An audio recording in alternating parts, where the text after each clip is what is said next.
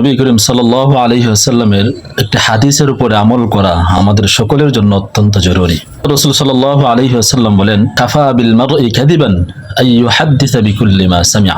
অর্থাৎ কোনো ব্যক্তির মিথ্যাবাদী হওয়ার জন্য এতটুকুই যথেষ্ট, সে যা শুনলো তাই অন্যের কাছে বলে বেড়াতে লাগলো। অর্থাৎ একটা কথা আমি শুনলাম, শোনার পরে সেটার বাস্তবতা কতটুকু, আদৌ সেটার সত্যতা আছে কিনা, সেটা যাচাই না করে বাছাই না করেই আমি অন্যজনের কাছে বলে বেড়াতে লাগলাম। বর্তমান এই সোশ্যাল মিডিয়ার যুগে আমরা অনেক মানুষ এই গুনাহের মধ্যে লিপ্ত আছি।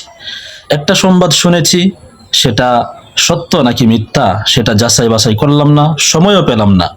নিজেকে একজন গবেষক, নিজেকে একজন সাংবাদিক বা নিজেকে একজন বড় পণ্ডিত হিসাবে জাতির সামনে তুলে ধরার জন্য আমরা সেই আসল সত্যটাকে উদ্ঘাটন না করেই আমরা একটি পোস্ট করে দিলাম বা একটি শেয়ার করে দিলাম। প্রিয় ভাইয়ের, আসুন আমরা সকলেই সচেতন হই এবং নিজেকে গুনাহ থেকে বাঁচিয়ে রাখি। আমরা চেষ্টা করি একটা সংবাদ প্রচার করার আগে সেটার সত্যতা খুঁজে বের করি এবং সেটা আদৌ বাস্তবসম্মত কিনা সেটাকে আমরা যাচাই করে নেই, এরপরে আমরা অন্যজনের ব্যাপারে কথা বলার চেষ্টা করি।